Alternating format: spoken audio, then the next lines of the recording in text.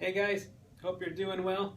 This is the second part of the video, which is going to focus on the second goal of the business, which comes down to money.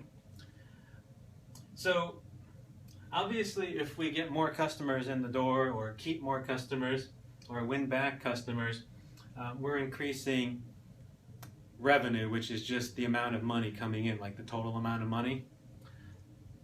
Now, sort of a nuance in the finance world is the distinction between revenue and profit. And very simply, it's just revenue minus your costs. So if we're sending out, if we know a customer is going to come in and buy a car and we're going to make $1,000 off of them, but we sent them a $250 coupon, we take in $1,000 of revenue, but the cost to get that person in the door is $250. So the actual profit is $750. And usually profit is what really gets people interested. And that's cool for us because there's lots of things we can do to help a business maximize their profit. So the first thing that we can do is to basically tell the businesses who they should go after. And by that, what I mean is that we can use statistics to tell us what the most valuable customers look like. Up here, we were just talking about going after any customers. And the reason we were doing that is because a lot of times, like in marketing departments, when those folks do their performance review at the end of the year, a lot of times they're on the hook for counts. Okay? They don't necessarily care how much they spend. So I think most of the work we're going to get is going to focus on this. But this is really cool to talk to people about because it shows that you understand their business and you care about their bottom line. So what this is saying is, hey, let's not just go after anybody, but let's go after those customers that we're going to go ahead and have a decent profit on. I used to work at AAA. So we had a guy who was in charge of acquisition. That's what he did. He lived in this world. He just needed to bring people in the door. That's all he had to do. So if you brought somebody in, like my dad, when he was in college, and or like me, I was driving a $500 car, my first car. So, that thing broke a lot. So, my former colleague at AAA, he brings me in, he gets credit for the count, right? He brought me in the door.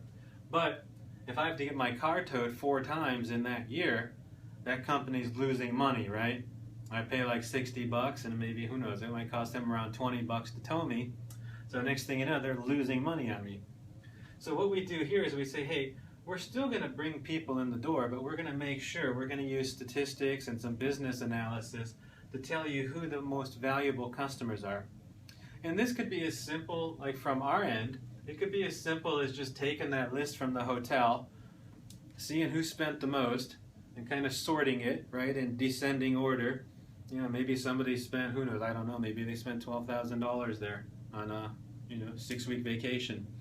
And maybe we go down to maybe like $700 or $800, right? So if they spend at least $800 and then up to the max, maybe we model those people. Maybe we profile those people. We see what they look like. And then in that way, we're recommending not only who to go after, but who to go after and make some money. Okay? The other thing is this cost to serve. A lot of businesses will instinctively think that it's best to retain or to keep everybody. And back to my AAA example, that may not be true. For instance, businesses that have an 800 number, they have to pay people to man that number. And it'll cost somewhere around $25 a phone call for somebody to handle that request. So, if you're making $100 a month on somebody at a gas company, but they're calling in 4 times a month to complain about their bill or their service, you're not making any money. So maybe when they come up for renewal, you let them go. Or maybe you increase the price for their plan. You don't offer them any incentive. You maybe price them up or something like that so that you can at least stop losing money. And then the other thing that we touched on up here, but we'll mention again, is who to incentivize. Again, people like me, if I go to Michael's, I'm going to buy anyway. I needed a fleece for Telluride, so I shopped around. I got a good price, but I was going to buy anyway. You know, if my refrigerator breaks, I'm going to buy anyway. I'm going to shop around, and I'm not going to get ripped off, but at the same time, people don't need to offer me like a $250 rebate to get me to buy. Now, if I'm shopping for something different, like a sweater or a computer that I don't really need, but maybe I'm looking to upgrade in the next 3 or 4 months, then an incentive would become very important, for me at least. But this will always differ by the person, and a lot of times by the product. So we can use statistics that basically tell us who's going to buy anyway versus who needs that incentive. And this can save businesses a remarkable amount of money because, as we've mentioned before, companies like Michael's, I think they give away incentives when they don't need to. And giving away incentives basically reduces the profit that they have left over at the end of the day.